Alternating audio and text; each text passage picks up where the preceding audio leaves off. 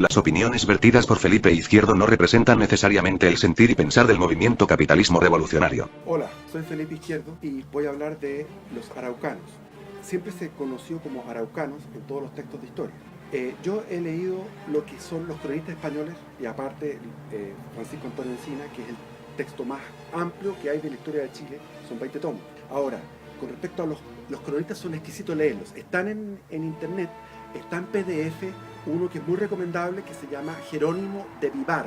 Jerónimo de Vivar era un capitán de Pedro Valdivia. Pedro Valdivia tenía como 4 capitanes. Él que mandaba y los 4. Y uno de ellos era Jerónimo de Vivar. Entonces, cuenta una cantidad de hechos bélicos que no salen en los libros de historia. Porque los libros de historia son resúmenes. Incluso lo que te hablo de los 20 tomos, que es lo más grandioso, o Barros Arana, cuando era niño leía Barros Arana, lo más grandioso es Encina. Ni siquiera Encina tiene esta rigurosidad de detalle y esta frescura, como por ejemplo Jerónimo de Vivar. Léanlo, está en internet. Cuando uno lee a un tipo así, es exquisito porque te va dando cuenta de un detalle bélico, por ejemplo, que un tal Sánchez, que era un soldado de Valdivia, que apellido Sánchez, entró a un Pucará que estaba defendido por más de 600 indios en el Valle de Aconcagua, por el lado de Quillota. Y resulta que ahí el tipo entró con tal osadía, con su caballo, con tal temeridad, que los indios pensaron que estaba como embrujado. Entonces se salieron arrancando. Entonces ese tipo de cosas extrañas. Recomiendo también ver la película de Werner Herzog, con Z, Werner W, es un cineasta alemán que tiene una película que aparece en internet, en YouTube, que se llama Aguirre, la cólera de Dios. Los links van a estar en la descripción. Cuando ustedes vean esa película, que está actuada por Klaus Kinski, es una película en alemán, y tú piensas que no hay ninguna contradicción de que estos españoles hablaron alemán, porque lo que vino a conquistar el Nuevo Mundo, América, fueron calculados entre 5.000 y 10.000 españoles que eran godos, eran descendientes de los visigodos. Los visigodos fue un pueblo, una tribu alemana, germánica, que era aproximadamente 500.000, que se impuso en la península ibérica sobre 6 millones de iberos, de romanos en el fondo, de gente que se había mezclado durante el Imperio Romano, que eran cartagineses, celtíberos, etc.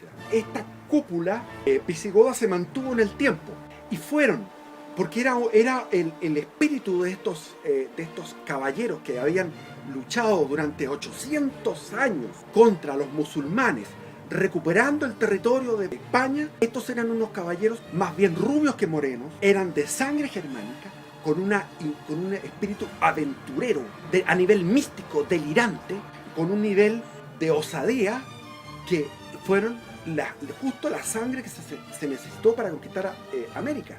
Y llegaron, se sabe que recorrieron todo el sur de Estados Unidos, México lo conquistaron Perú con 250 jinetes, o sea, no fueron más de 300 los que conquistaron al imperio incaico. Es impresionante. Si tú tienes la Plaza de la Constitución, donde está la moneda, tú juntas 5.000 de estos tipos, los juntas en la plaza, y son entre 5.000 y 10.000, y muchos dicen que son 5.000, no más de eso. Ahora, ¿qué pasó con estos tipos que eran realmente unos superhombres, unos super soldados? Porque cuando se enfrentó, por ejemplo, Francisco de Pizarro a la élite guerrera de Atahualpa, que era el Inca, el rey Inca, en Cajamarca, eran 250 espadachines, liquidaron a 5.000 de lo mejor que tenía el imperio incaico. Y hubo una sola baja, que fue un hombre que quedó manco a fuego amigo, en el fondo, porque uno de los españoles le pasó a llevar el brazo. Y los incas se dieron arrancando. Entonces pensaba que todo esto era así. Cuando llegaron a Chile, el propósito de Pedro de Valdivia era llegar hasta el estrecho de Magallanes y ahí fundar una colonia que hiciera comercio con la península a través del Atlántico y conectara con el Pacífico. Pero tenía que fundar antes ciudades, porque las ciudades, al haber una ciudad, había vecinos, y los vecinos podían proclamarlo como el gobernador, porque él no tenía los legítimos títulos. Entonces él salió como un loco, para que vean la película Aguirre, la cólera de Dios, vean a Klaus Kinski, es Pedro de Valdivia. Lo que pasa es que Klaus Kinski representa a Aguirre, que se declaró en contra del rey y quiso hacer... O sea, fue un loco que al final terminó en Venezuela muerto. Y no fue exitoso, pero Pedro Valdivia fue gran exitoso a pesar de morir.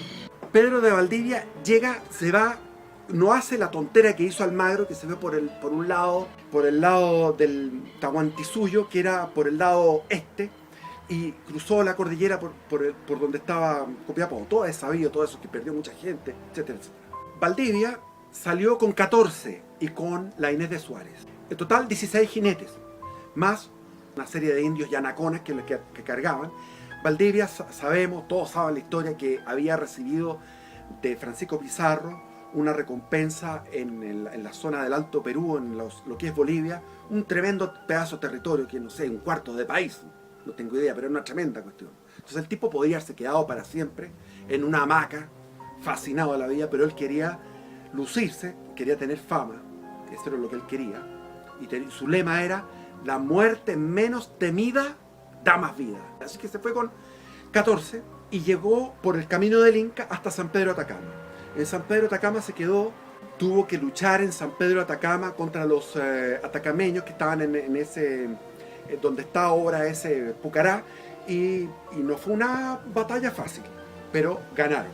Tienes que entender que eran 14 contra, qué sé yo, 300 guerreros atacameños. Dominada la zona de San Pedro de Atacama, se quedaron ahí un tiempo y llegó Pedro Sancho de la Hoz, o Pero Sancho, no sé por qué le llamaban así, que venía con los títulos reales, legítimos, para ser el que iba a conquistar y a poblar esto. Iba con 200 jinetes, mucho más gente, y bueno, el problema fue que llegó, quiso matar a Pedro Valdivia, se encontró con Inés de Suárez, fue en la noche al lecho de Valdivia a clavarle puñal, y se encontró con una mujer que era Inés de Suárez, que le dijo: ¿qué haces aquí? ¿Quién eres tú?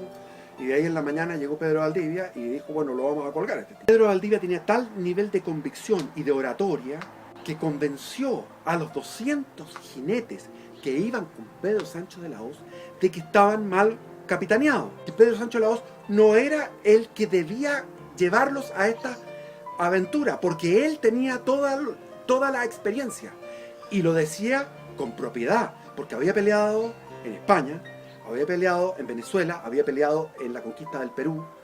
Entonces era un tipo, además que después lo vamos a ver, que a Pedro Valdivia se fue a ayudar cuando hubo una guerra civil en Perú, fue a ayudar y lo nombraron capitán general, y él venció a los enemigos del rey, que se habían independizado, y tuvo una batalla exitosa en Perú. O sea, era un tipo reconocidamente un general de mucho pedigrí.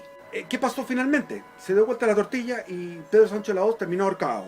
El que tenía los legítimos títulos terminó ahorcado, y se fue Pedro Valdivia con más de 200 y tantos jinetes a conquistar Chile. Se suponía que con 200 jinetes, si con 250 habían conquistado el imperio incaico, con 200 iba a conquistar Chile. Y no fue tan fácil. Llegó al final del camino del Inca, que era el Cerro Chena. Ahí terminaba el camino del Inca, iba por lo que es la Gran Avenida, seguía por el Paseo Ahumada, y después en lo que es la Avenida Independencia.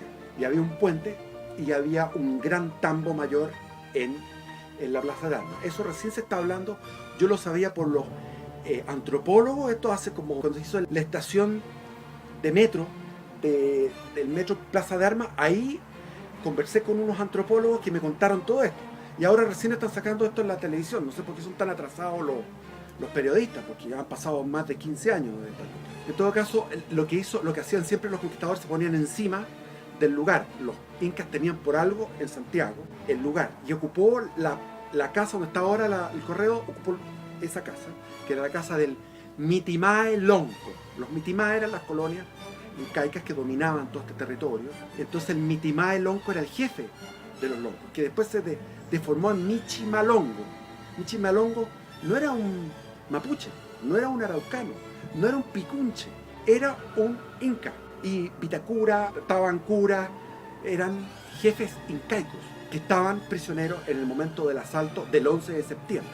El 11 de septiembre de 1541 se produce el asalto de Santiago, donde más de 8.000 indios atacan la ciudad, porque estaba en ausencia Valdivia. Valdivia había ido hacia el lado del Cachapoal. Le perdonó la vida a Mitimadelonco, porque Mitimadelonco le dio la información donde había oro. Entonces en el estero Marga Marga, donde está en Viña, ahí estaba la extracción de oro y habían sacado más de 100 kilos en pocos meses. Entonces mandó a hacer Valdivia, con trabajo indígena, un bergantín para llevar el oro al Perú. Hay que explicar que estos adelantados, como Pedro de Valdivia, como el mismo Pizarro, y todos estos eran empresas privadas. El rey no se metía con ninguna chaucha. El rey después empezó, a los 50 años después, empezó a recaudar. La primera recaudación de impuestos fue en Valdivia, para abastecer a Concepción por la guerra de Arauco. Pero para llevarlo hacia la metrópoli faltó mucho. Tenemos que hablar de por lo menos unos 50 años donde fue una empresa privada. Y entonces lo que necesitaban era financiarla. Y para financiarla eran los lavaderos de oro. Entonces el primer lavadero de oro, Marga Marga. Murieron todos los españoles que habían ahí, que eran como 10, que eran los que dirigían la obra de la construcción del bergantín y de los lavaderos. Y el 11 de septiembre se produce esta insurrección, donde Inés de Suárez le corta decapita a los todos estaban en contra de hacer eso, querían dialogar con los mapuches, pero lo que hizo fue cortarle las cabezas y tirárselas. Entonces, para generar horror, y vino una carga de caballería de 30 jinetes hacia el lado donde está ahora La Vega, cruzaron el río Mapocho y hacia el lado donde está La Vega finalmente ganaron la batalla, pero quedó la destrucción total de Santiago. Y ahí tuvieron que estar 1 año, 2 años, prácticamente con las armaduras puestas. Eso lo habla todo las cartas de Pedro de Valdivia, que son muy interesantes. Pedro de Valdivia se va a Perú a buscar refuerzos. De Perú, allá combate en esta guerra que había, se encuentra con una guerra civil. Él combate a favor del rey, lo nombran, hay duelo de espadas cuando llegan a Lima. Es una cosa muy novelesca, muy notable, y la cuenta Jerónimo de Vivar muy lindamente. El tipo tiene muy mala letra, muy mala redacción, porque era un militar, pero lo importante es cómo va, como un niño chico contando. Eso lo contó ya al final, cuando estaba viejo. Se demoró. Uno piensa que esto fue muy fácil. No fue fácil, porque fue la primera batalla del 12 de septiembre, pero después, como cuenta Jerónimo de Vivar, hubo batallas en la Aconcagua, hubo batallas, combates en todo lo que era el Valle del Elqui, todo lo que era la Serena fue destruida, tuvieron que vencer ahí, también pelearon incluso en Copiapó, después tuvieron que ir hacia lo que se llamaban los Pomaucas, que después le llamaban Promaucas, le pusieron una R, pero lo escriben ellos, los cronistas, como los Pomaucas. Los Pomaucas eran un tipo de mapuche. Todo esto hablan el Mapudungún desde la Aconcagua hasta Chiloé. Los Pomaucas eran unos tipos que estaban viviendo en los valles como el Cochapoal, el Maule, el Mataquito, etc.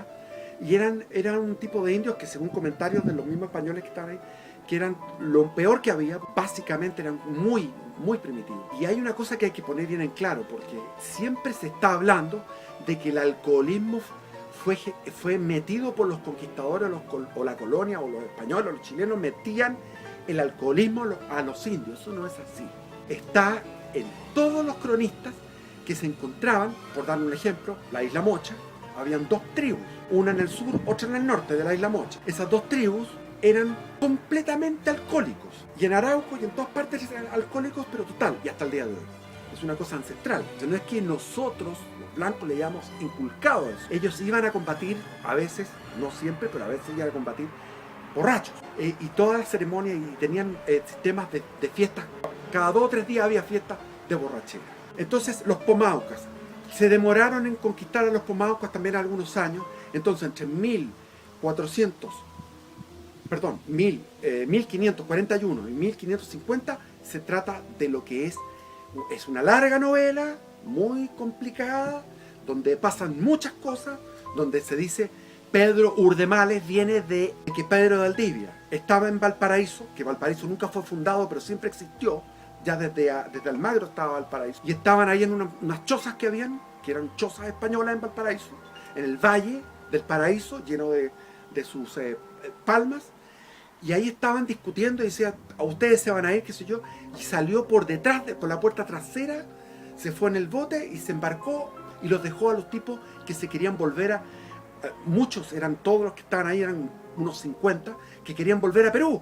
Y Pedro de Valdivia se fue en el bote, los dejó discutiendo. Cuando salieron de la casa, de la casa de adobe, vieron que el barco se estaba yendo y Pedro de Valdivia les hacía chao chao, se había ido en el bote. Entonces de ahí viene Pedro Urdemales, viene de Pedro de Valdivia. Y Pedro Urdemales es una cuestión tradicional de Chile.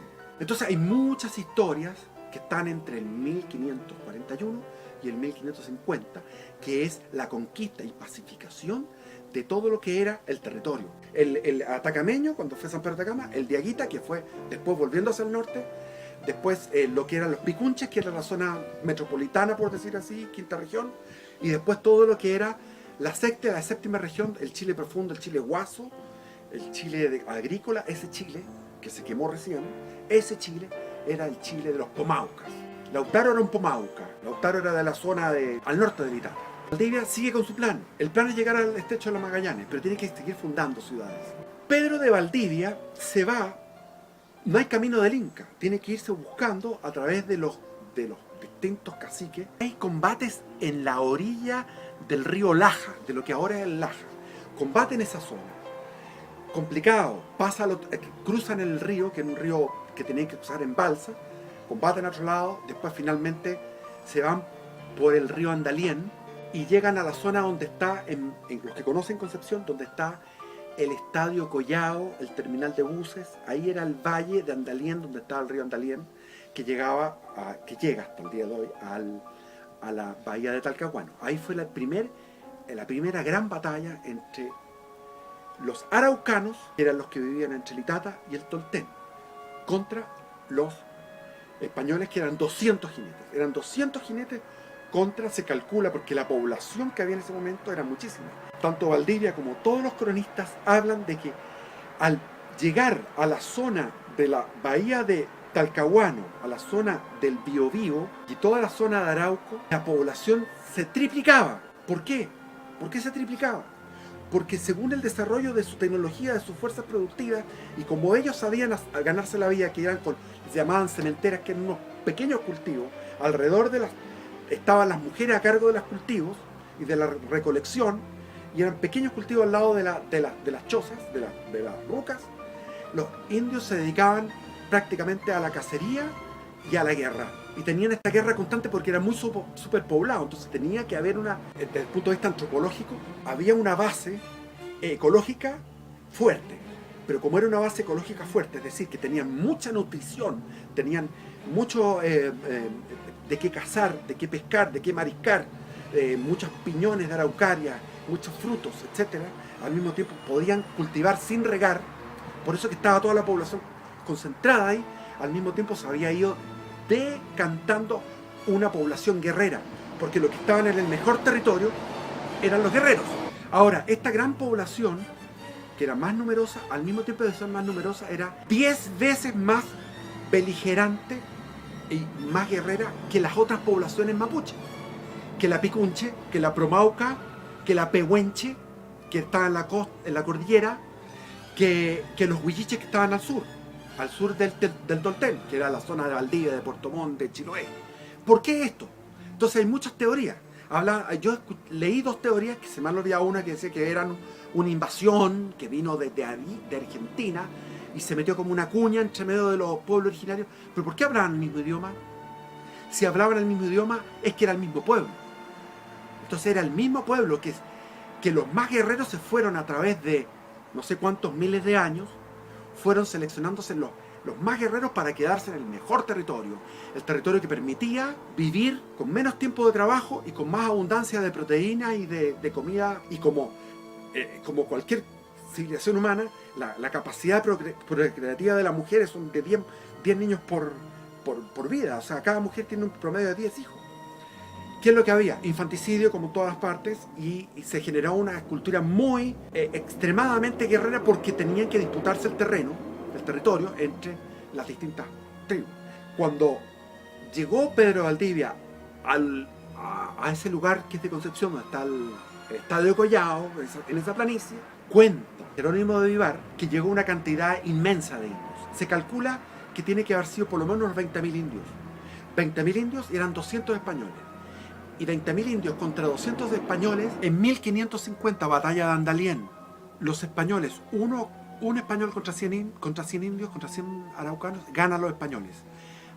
Después, 50 años después, un español contra un indio, gana el indio. Con el mestizo lejos, 100 años después, podían ser menos indios contra más españoles. Es decir, se produjo una revolución. El español, el araucano, tenía una genialidad bélica asombrosa. En realidad fue un encuentro, yo lo llamaría, perdónenme una palabra que la ocupan mucho, pero es que es un encuentro cósmico, una cuestión impresionante, donde los mejores guerreros de Europa, que eran los guerreros españoles, que habían vencido, que se habían ido formando durante 800 años de lucha contra los musulmanes, que piensan que si mueren se van a estar con todas las vírgenes, desde siempre han pensado en eso. Y los mapuches no tenían ese pensamiento, que iban a morir con vírgenes, no tenían eso. Pero se encuentran con un pueblo que da una vuelta y empiezan a usar las armas de fuego, el caballo, arman fuertes, ocupan los cañones, tienen distintas tácticas guerreras, estrategias que inventó Lautaro, que las inventó después Napoleón, como que fuera Napoleón el que lo inventó. No, está Lautaro antes, etc. Entonces es una genialidad, y esa genialidad nos marcó a nosotros para siempre. Nosotros somos la única nación americana, la única, no hay ni Estados Unidos, ni Canadá, ni México, ni nadie, existe como nación que nació en un poema épico, que es el poema de la Araucana de Alonso de Ercilla. Tanto le llegó a los españoles esto que fue un encuentro de dos titanes. Tú me dirás, claro, eso fue así. Yo puedo seguir hablando de las batallas. Las batallas, después vino la otra batalla, que fue la de Penco. Bueno, básicamente se está iniciando la guerra de Arauco. La guerra de Arauco va a durar, dicen que hay un mito que dicen que duró, bueno, en realidad duró más de 340 años, pero hubo periodos donde no se guerreó nunca. O sea, había periodos de casi 100 años donde no se peleó. Entonces, bueno, pero hay que hablar de eso, porque eso es Chile. Chile nació y se crió. Somos Arauco, nosotros somos Guerra de Arauco. En la próxima seguimos hablando de esto.